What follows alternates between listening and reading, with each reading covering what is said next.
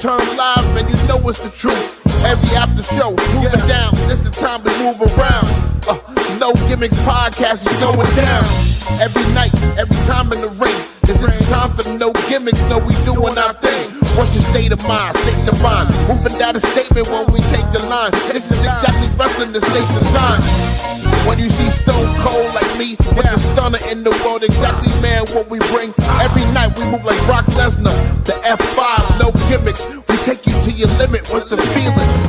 When we live in the air, you know we on. That's the time. Guarantee we move. You know how we respond. The state is mine. The state design when we feel it.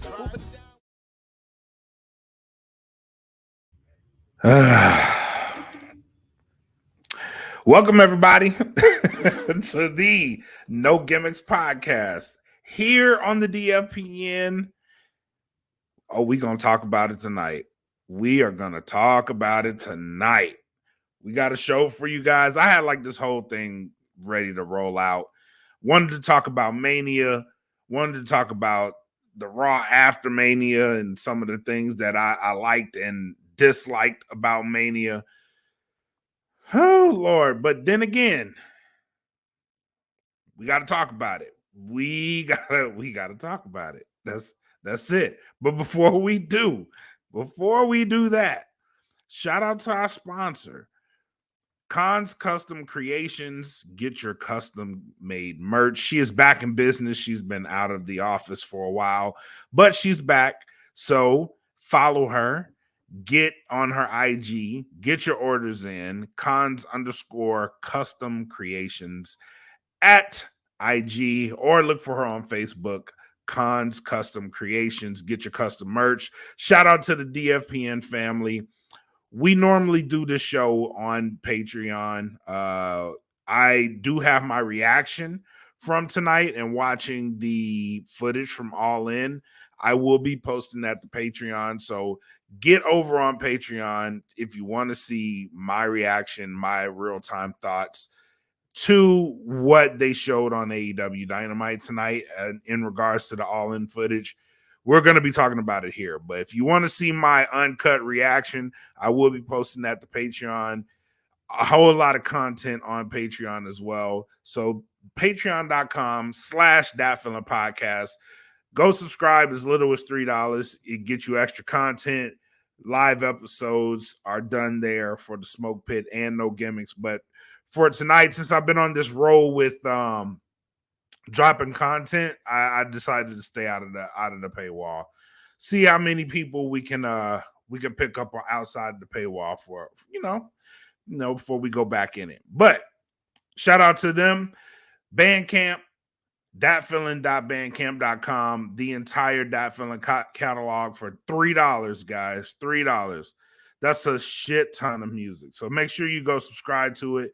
Thatfeeling.bandcamp.com. Now, the meat and potatoes, if you will.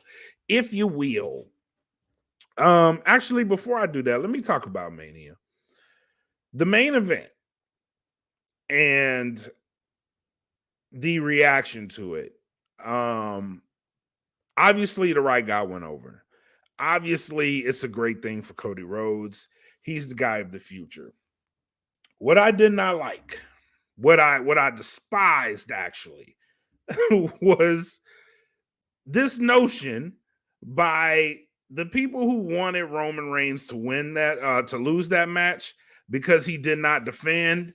And, going into this match, they were just so adamantly against Roman, right?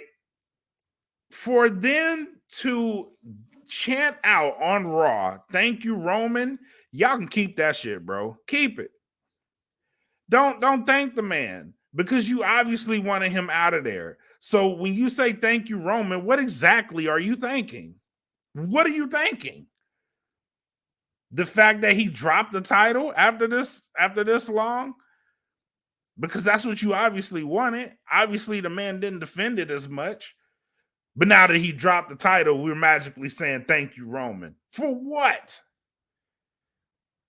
Now, I've been on record saying that I liked that the guy made every title defense that he did, means something. It meant something.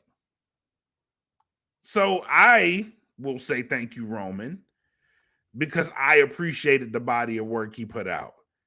But for the rest of y'all got some explaining to do. Because me, I was listening to that like, nah, y'all got to get the fuck out of here with that. Get out of here, bro. Get out of here. But that's all I wanted to say about that. That's pretty much it. I was going to break this down over the course of an hour. But, you know, we got bigger fish to fry. Starting with the comments. It's already coming in. Shout out to my co-host. Happy anniversary to my co-host. This is why he's not doing the show tonight.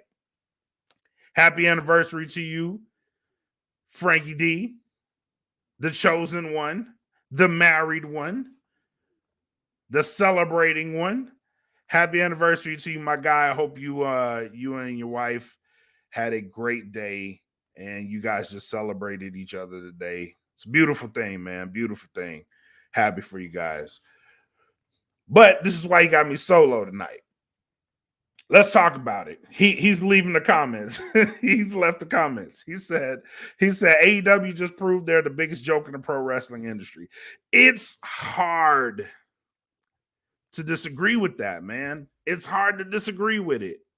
The initial response to tonight, including me, I did not like this at all. At all. And even in the fact that you tried to spin it for an angle, I mean, I get it. I appreciate that part of it.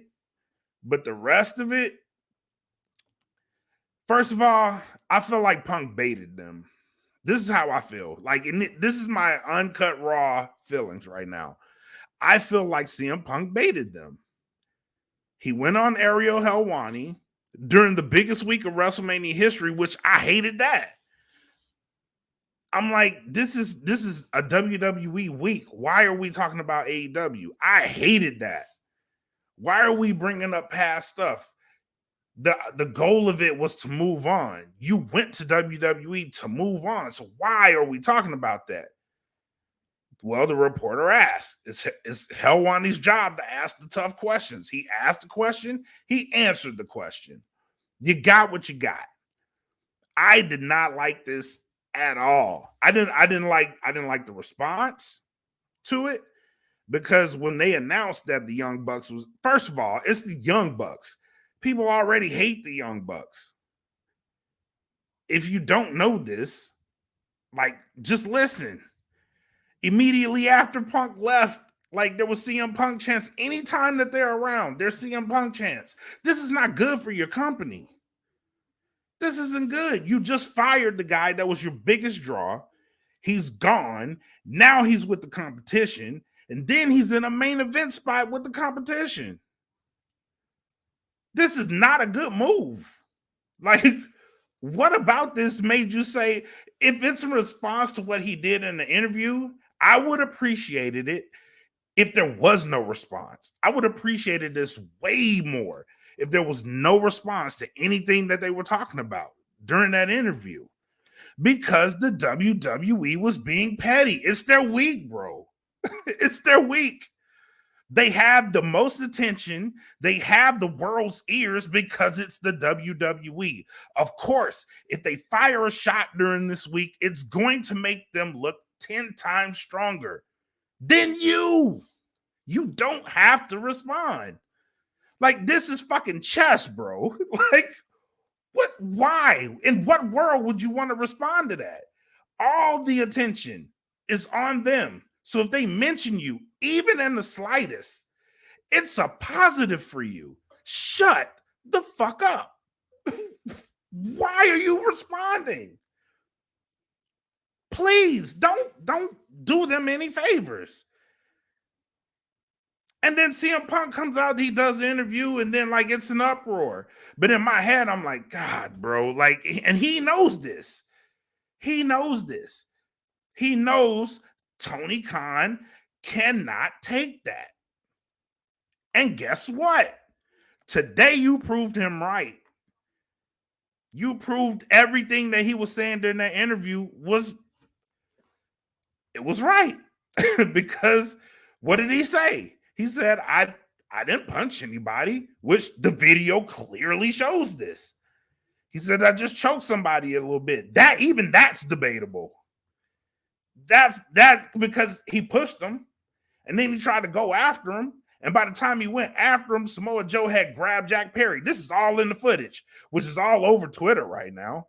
Everybody's got an opinion about it. None of it is positive. What are you doing, Tony? Why are you responding to this?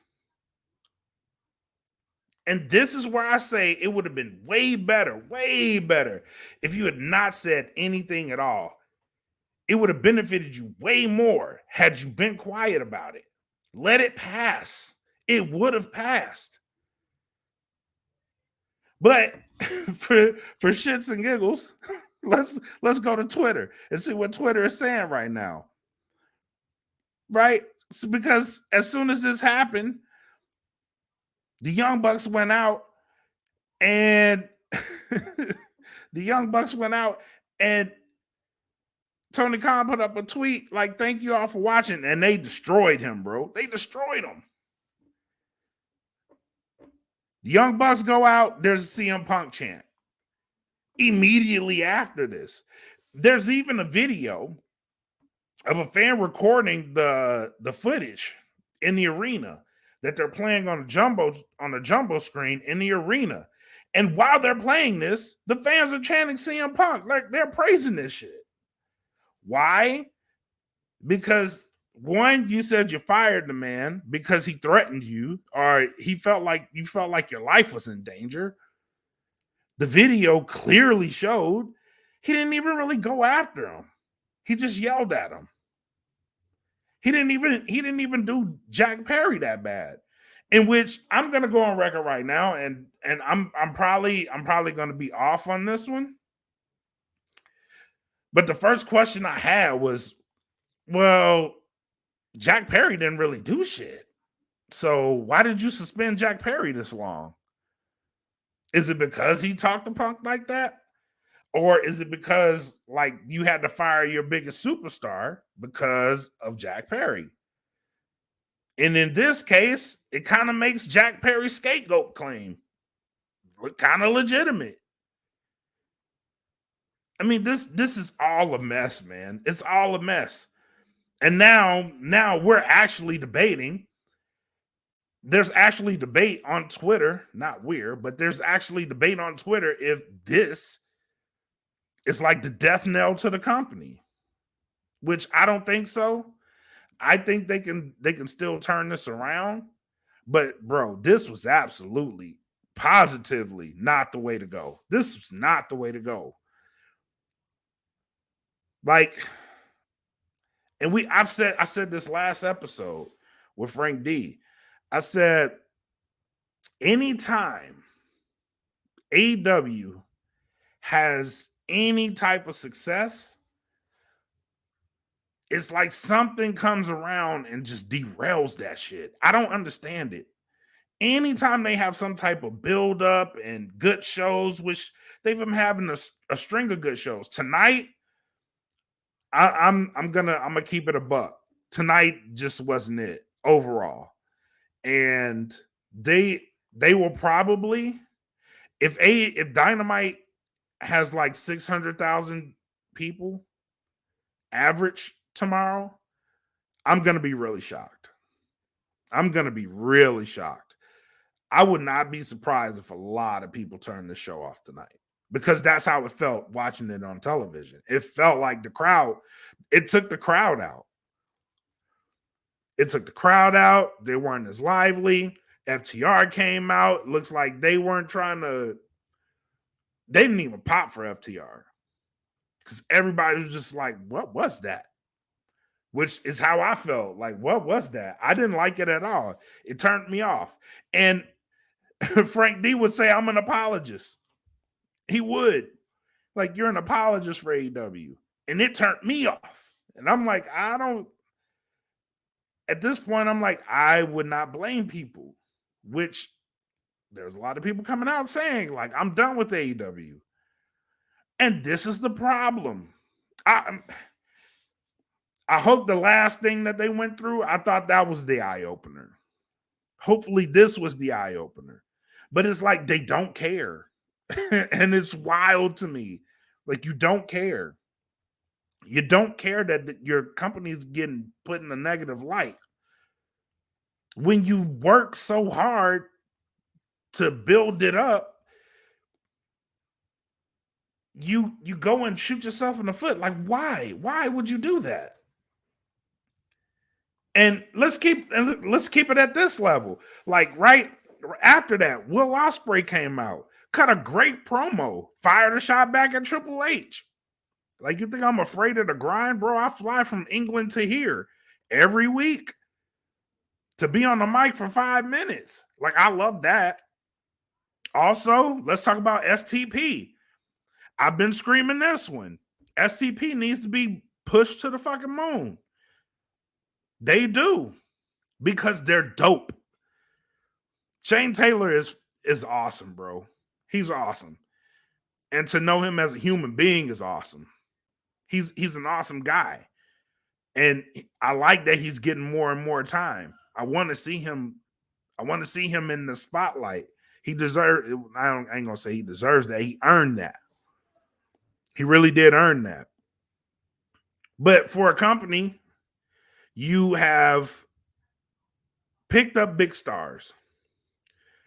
You have Okada. You have Mercedes Moné. You have Will Ospreay. 3 of the biggest signings of the free agents. Deonna Purrazzo was a big signing. Focus on that. Focus on telling stories with these guys. Focus. You have Thunder Rosa right now, she had to strip the title, out of action for 2 years. Give me a story with her, right? Not just coming out for 5 seconds and doing this little thing with Toni Storm, because there's a story there. When she got hurt, Toni Storm became the interim champion. Cut a not a promo, but she was in the post media scrum, the post show media scrum, talking about it. Like, when she comes back, she can lose to me. Where's that story? And I hate that I'm going in on it like that, but it is what it is. This is what it is with AEW. You keep shooting yourself in the foot time and time again. Dynasty, you have Will Ospreay versus Daniel Bryan. Give me a story that leads to this. You have so much potential on these cards, man. Why are we focusing on CM Punk, who don't even fucking work there anymore? You have the 4th meeting between FTR and the Young Bucks. You could have went a whole different route than saying that the footage that you're showing, trying to embarrass the guy that don't even work there, is what caused you to lose. First and foremost, that's bullshit. Second and foremost, that's petty. You don't need to be petty right now. Build yourself up. You know how you be petty? Be successful. That is the ultimate pettiness. I would know. That's how you be petty. Win. Make your competition want to copy some shit, which you were doing that. Why I know you were doing that? Because they started doing what you were doing, making shit exciting, but they started doing it their way. So you should have just stayed in that lane. Make shit exciting, but do it your way. That was it. I know. I've been going on 20 minutes of this shit. It's wild. It's wild. 20 minutes of why would you collectively shoot yourselves in the foot? Do me a favor. There's a guy out there that is really good in these types of situations, because you're gonna need him. His name is Scott D'Amore. Look this guy up, please. Look him up. Hire him. And then move out of the way and let him work. Let him cook. Find Scott D'Amore, hire him, move out of the way, and let him cook. He will get you there. He will bring you results. He will make this Phoenix fly again. Go get that man, please. And then do this. Wash your hands. Wash your hands of it, bro. Please. Because this company, and look, even Ariel Helwani himself said it after he interviewed CM Punk. After WrestleMania. WrestleMania 40 and the moments that it brought, particularly in that main event, do not happen if it wasn't for AEW. That is the absolute truth. That moment doesn't happen without AEW. The fact that the guy that's on top of the mountain right now in WWE, on the wrestling universe right now, left that company to help build what you are running right now, it means a lot. Because he's a part of the high tide right now. So, ride the fucking wave, please.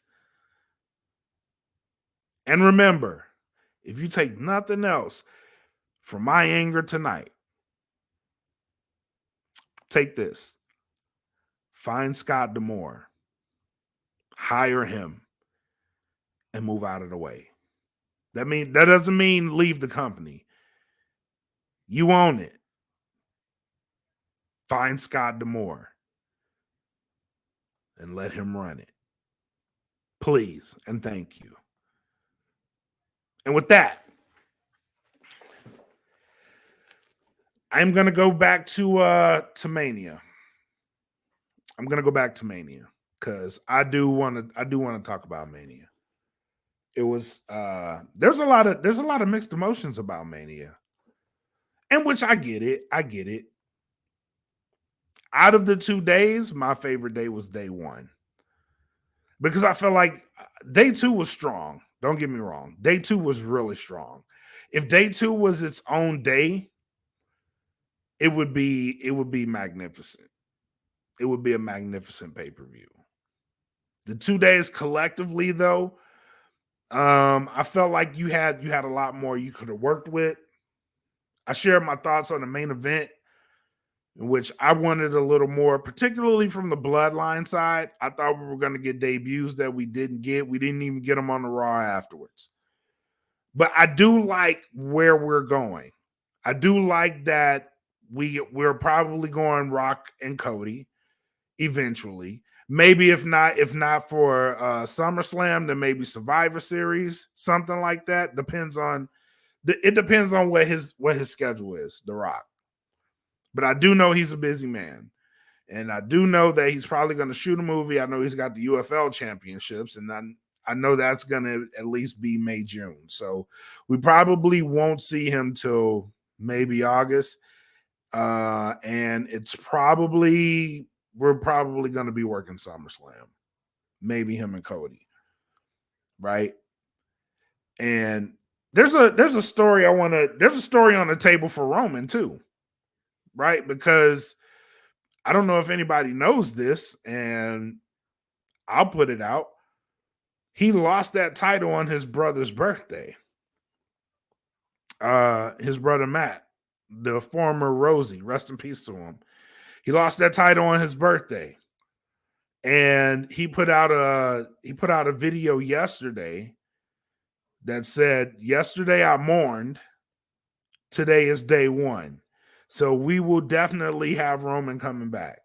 When, we don't know. And maybe that will be Backlash, maybe. I don't know. But maybe we'll see something soon with him and Cody. Rematch, maybe. I don't know. But it's going to be some interesting times here. But again, a lot of stories. What happened with the watch? Not the watch. I keep saying this, the watch. What did Rock give Cody? I think it was a watch. There's internet speculation that is probably a watch. Because there was a story that Cody gave watches to all the participants in night one main event, which included The Rock, and everybody else was seen wearing a watch except for The Rock. And he said, you don't need to know what this is. Another speculation is a lighter, in which Cody's bus caught on fire and The Rock gave him the lighter. I would not go that route because that's just dark. It's darker than me right now. I wouldn't do that. But there are a couple of scenarios that you can go. And we're getting the draft back. I don't like the draft. Can we get rid of the draft, please? Pretty please get rid of the draft. It doesn't mesh well. People didn't play by the rules this last one. People just kept, by the end of it, people was just going wherever they wanted to go anyway. So can we get rid of the draft? Can we just have the champions go wherever they want to go?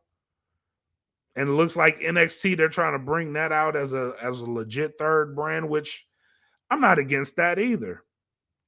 But they have the 3 general managers, and Ava's saying that she's gonna be drafting herself. So it looks like we're getting into that one being an actual legit third brand, maybe. Although I do like the idea of it staying what it is right now, because I do think they are doing great work. Last night was a great show. Braun Breaker and Baron Corbin lost the titles. Obafemi got attacked by Ivar, who looks like he's dropping his Viking gimmick and going on a singles run. I like Ivar a lot. NXT, and if we do get that, Trick Williams versus Carmelo Hayes in the loser leaves NXT, meaning we're probably going to be getting a draft soon and we're going to see Carmelo on the main roster.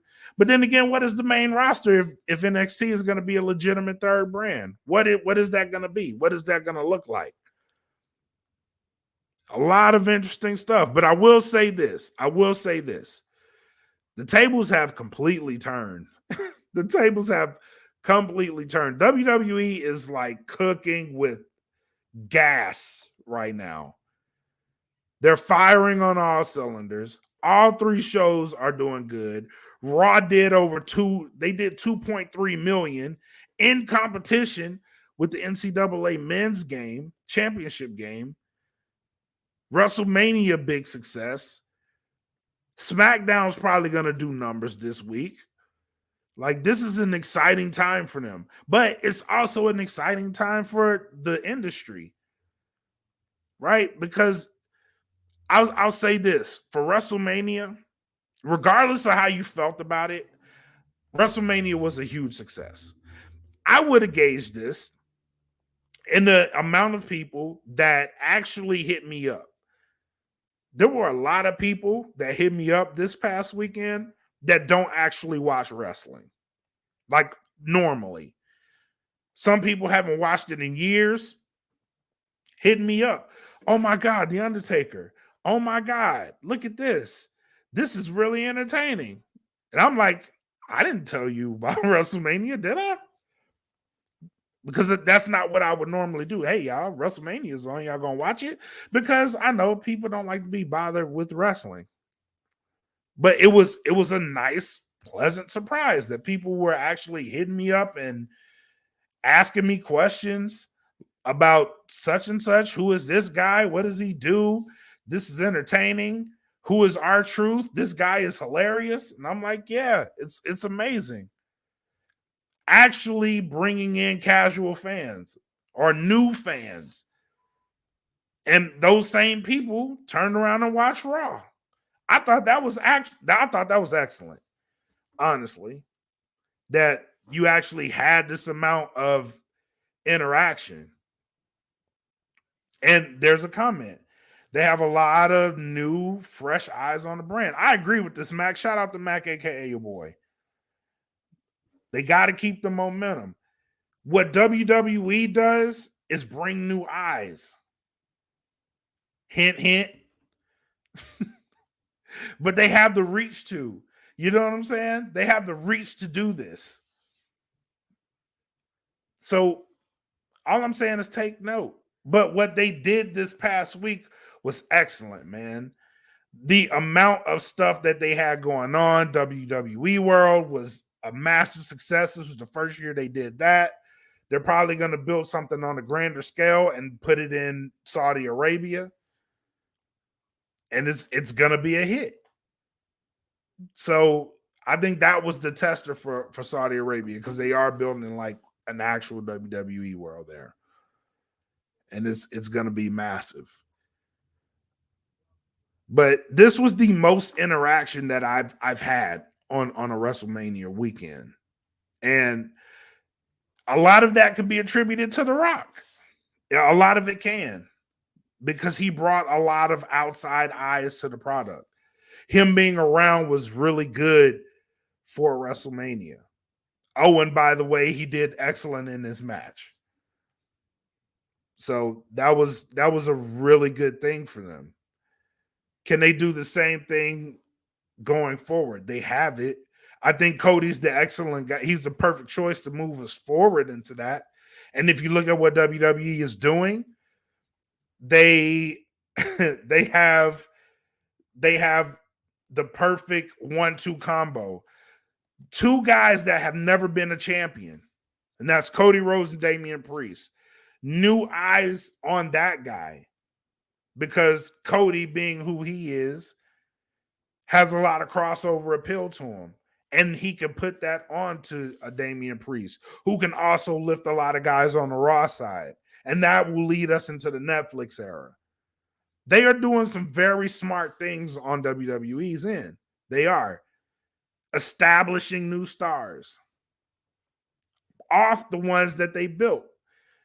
Because let me tell you, I went into detail with Roman and what he did. Now it's Cody's turn. You know what I'm saying? So thoughts on Seth coming to the ring in his Shield gear, as well as the intro. I wanted to get into that too. Let's start with the intro. First and foremost, my man came out there on some Fifth Element Chris Tucker shit, bro. I was like, what are you dressed as, Seth? What are you doing? He looked like he was about to say, Corbin, my man, is that a bomb? Is that a bomb, my man? Like, Seth, who the fuck told you to put that on, bro? Like, what are you doing? My man came out there looking like Lady Gaga. Like, chill, Seth, bro. It's just a wrestling match. You coming out here like you're in Final Fantasy 15, bro. Chill. God, dog. But like his actual ring gear was fire, though. It was the extras. Like, you didn't need that, bro. Like, you was about to hit the quartet number 8. Man sitting first chair in that goddamn outfit. Man was at prom in that ring gear. Don't do that no more, Seth. Like, I get it. You're flamboyant, but there's a limit, bro. There's an actual limit. Chill. But the Shield gear, I wanted to talk about that. Because there was a moment that people were talking about in the match where Roman could have hit Cody and retained his championship, but he chose to hit Seth. That's why Seth was in the ring gear, because he knew he was still in Roman's head. He knew that meant something to Roman. And seeing him in that gear brought him back to the moment where he was betrayed. So he needed to get that get back. My only issue is they did that angle before. I can't remember where they did it, but I know they did it before. So in the match, I was like, it's cool, but unless you remember, and WWE is really sneaky with this too.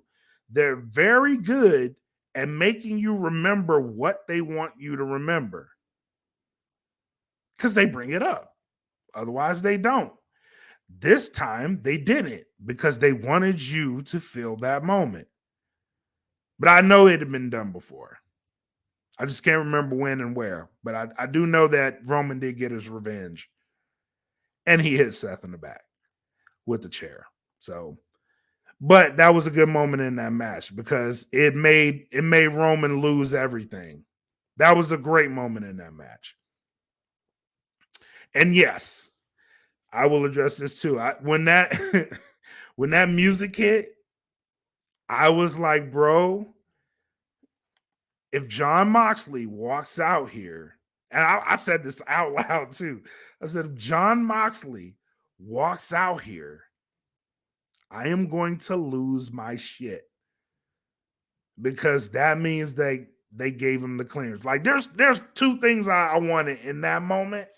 Like one, I wanted John Moxley, and if I was gonna get John Moxley, then I wanted a member of the bloodline to stop John Moxley. And if that was gonna happen, I wanted Dustin Rhodes to come out.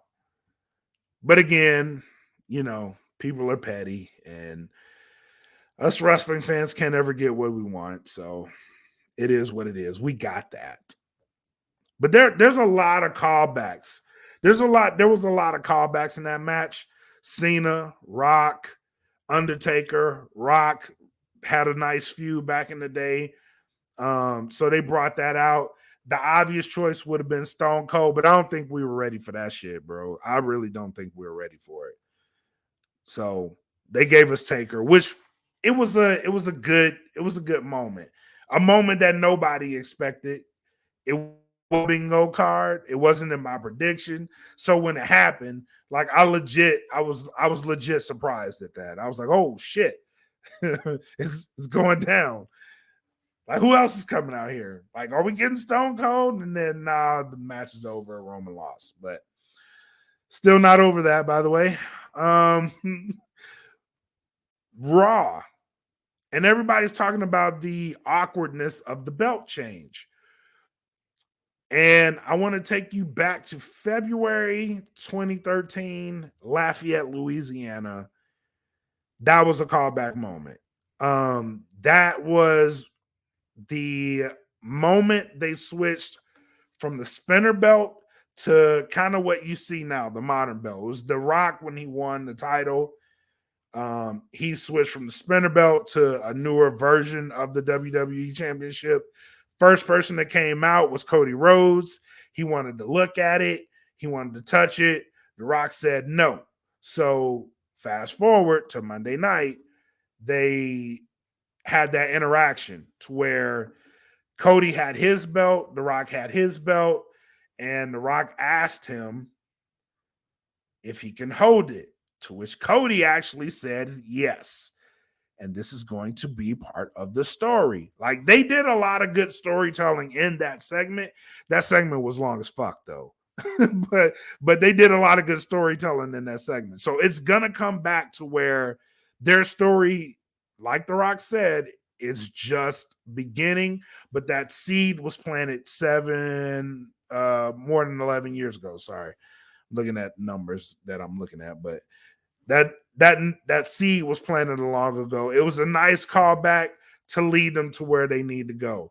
And I'm telling you, Cody's going to be facing a two-pronged attack probably, because he's probably going to get Roman and he's probably going to get The Rock, and this may lead to a clash between The Rock and Roman. This is what I'm expecting. Right? So there's going to be a power struggle over who gets to Cody first. And that will probably lead us to Rock Roman. But a lot of good stuff, man. A lot of good stuff that we have coming out. So I want to take the time out with the remaining time I have. We got a good couple of shows coming up this Saturday. MPX is running the show over in Bedford. So if you're around the area, go ahead and tune in to them. Also, Mission Pro Wrestling is running on the 20th. They have their Mania show, MPW Mania. I will be sharing the cards for those. Shout out to BCP Plus. They posted something with the 90s WrestleCon, which I'm very interested in. So I will be sharing that info as well. Back to the comments. We got another one coming in. Do you like Jay being the number one contender for the heavyweight title? Yes. I think Jay's an excellent first opponent. For Damian Priest, I do. I kind of didn't like the field. If you wanted my honest thoughts on that, I would have loved to seen Gunther be the first guy to get a crack at it. Even though I know he's not gonna beat Priest right away. I would have loved to seen him get a crack at it. The second guy would have been the guy that got cashed in on, which is Drew. I would have loved to seen Drew win it and get a crack at it. Am I mad at Jay getting his first crack at it? Nope, not at all. Not at all. There can be a story there too.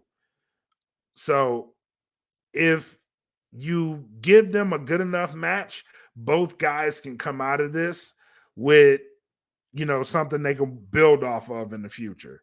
And that's what it's all about, right? Making the champion look like a credible champion, because Jay is a people's choice, right? Damian Priest is kind of there, but he's not there all the way. If you want to give him that extra bump, throw him in there with Jay. I would have did it with Drew, because Drew is hitting his stride right now. You could have made them look a little bit stronger that way, but I'm not mad at Jay. Obviously, I would have liked Gunther, and the reason I would have picked Gunther, because Gunther's a perfect bad guy. He's the perfect antagonist in this situation, right? He's the threat. Now, I do think they will eventually go this way, and they will make a lot of fucking money with this, because those guys have a history that not a lot of people know about if you aren't following the indies. They will be making bangers when it happens, and I wholeheartedly look forward to it. But I think him and Jay will put on a good program. I do. People weren't too keen on Sammy, right? That match was probably one of the matches of the year. Honestly, if we're being honest, that was a great match that they had at Mania. Him and Gunther. And him beating Gunther was, you could argue, was the right call. I would have stuck around because 666 don't look good. Nah, you got to win. You can beat him tomorrow on Raw. I would have kept that shit around like one more day at least, bro. 666 ain't a good number to stop at. That's just me. Call it superstition. But I do like Jay. Being the number one contender. I do like R-Truth and The Miz as tag champions. And bro, can I just say thank you to the powers that be for keeping R-Truth around Judgment Day. Thank you for whoever's allowing this to happen. This guy is pure gold. Thank you, R-Truth, for blessing my life with your goodness. Because this guy is hilarious. It's like Rhea and Damien, they get the crowd like, and I actually was like into that. I was like, oh, hell yeah. Give me the Judgment Day as champions, and then here comes R-Truth. Like, the timing of this guy is just perfect. Perfect. So yes, I like them as tag champs, and I think you could do a lot with them as tag champs. Yeah, man. He said he had no idea he'd been in the business that long. Yeah. Truth is in like his mid-50s. He don't look it, and he don't perform like it. Yeah. He legit title at 52. Yep. So he's in his 50s and crushing it. Don't even look like it. But my man was K Quick. I remember that too. He was K Quick and hitting people with I thought his axe kick was better than Booker T's. Probably still is. Because like he hit it and then he spin. But yeah, homie been putting on. Him and Ricky the Dragon Steamboat, like in NWA, like they told some great stories. They told some beautiful stories in not TNA. Yeah, it was TNA, but that was old school TNA. But yeah, they had been telling stories. That's when they still had the NWA championship. He's one of the few I think he may have been the first African American to hold a NWA championship. I gotta Google that. I might be wrong, but I gotta Google that. But I'm thinking that he is the first African American guy to hold a championship. I'll look it up. If I'm wrong, I'll correct it. But yeah, man, Truth's been putting on for a long time, man. And it's good to see him. The only thing I wish he would have got is like the WWE championship. I'm not mad that he didn't get it, but I wish he would have got it at some point because he's that good. Truth really is the truth. Like that ain't a gimmick. He's the truth. The he's legit, man. But kudos to him. He's gold. He's still putting on at his age, and when he steps away, it's gonna be sad for me, at least, because I've been a fan of Truth. But yeah, man, final thoughts. Again, make sure you guys are tapping into these shows. We got the Smoke Pit coming back. Smoke Pit coming back. We got USDN. They're revamping the show, and I want to make sure I bring you guys this news. So they won't be doing. My boy Jeff won't be doing shows until his show is revamped. He put it on pause while he goes and works behind the scenes. Shout out to him. Shout out to the Queens of Nerdum. They got an episode coming. They're going to be debuting their Hall of Queens with Comically Inclined. We also have Fallen Star Fridays with pretty much the whole group. I haven't been on because I've been working WrestleMania stuff and UFL stuff. So I will be jumping back in here. I got a message earlier that piqued my interest that I definitely need to be coming back to the table and shaking some dice with these guys. So I will be back in the building. But once again, man, if you guys are tapped into this show, do me a favor. Follow us on all our platforms. Follow us at DFPN Studios, right? To where you can get these YouTube videos, like, share, subscribe to that channel. You get all these videos. Follow us over on Instagram or IG, as the young folks call it, at No Gimmicks DFPN. Follow us on the Twitter machine or X at No Gimmicks DFPN. And then follow us on Facebook. Shout out to the No Gimmicks Podcast fan group. We are growing by the second. All these guys are awesome. They contribute positive comments, feedback, funny shit to all the wrestling content that we drop. And it's just an awesome time. So if you are just hopping back into the wrestling world, if you are just following No Gimmicks, stay tuned. You know why? Because we give you the truth. Unfiltered, 100% real, 100% of the time. So if you like it, tap in with us, man. Don't be bashful. Don't be shy. Don't be quiet. Tap in, let your voice be heard. We fucks with you too, if you fucks with us. But this is our show for tonight. Thank you guys for tuning in to episode 69 of the No Gimmicks podcast here on the DFPN. Come back next time. Until then, you know what to do. Enjoy the wrestling. Peace. And I know it's all business, all business, all business. We give them no gimmick. Yeah. And I know it's all business, all business, all business. We give them no gimmick. Yeah. And I know it's all business, all business, all business. We give them no gimmicks, gimmicks.